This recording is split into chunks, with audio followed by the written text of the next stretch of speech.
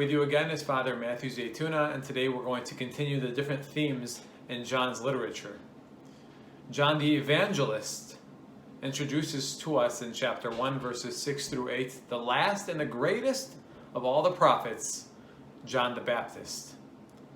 John is described as literally a man who was sent from God, and his primary role in this gospel is to be a witness to Jesus. Rather than being the light, he came to testify to the light.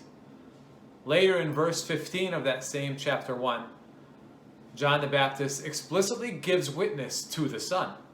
This is he of whom I said, the one who is coming after me ranks ahead of me because he existed before me.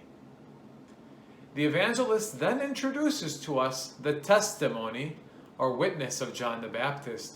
And this is an important term because witness suggests risking one's all, and it's related to the term martyrdom.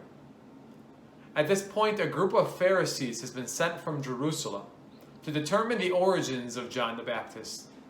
There wasn't a consensus on who he was, as suggested by the various titles he was asked of: Messiah, Elijah, prophet. But John openly declares that he is not the Messiah. Continuing in chapter 1, the Pharisees then ask, "Are you Elijah?"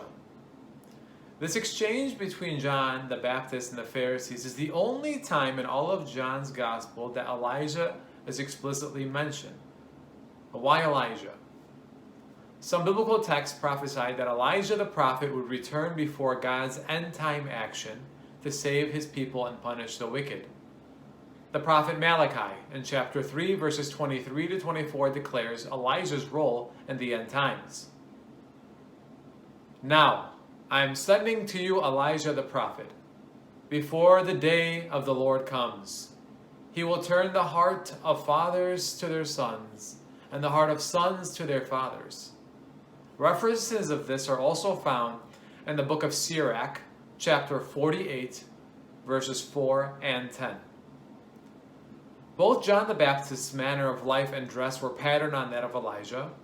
John's response is such that he denies that he is literally the prophet Elijah.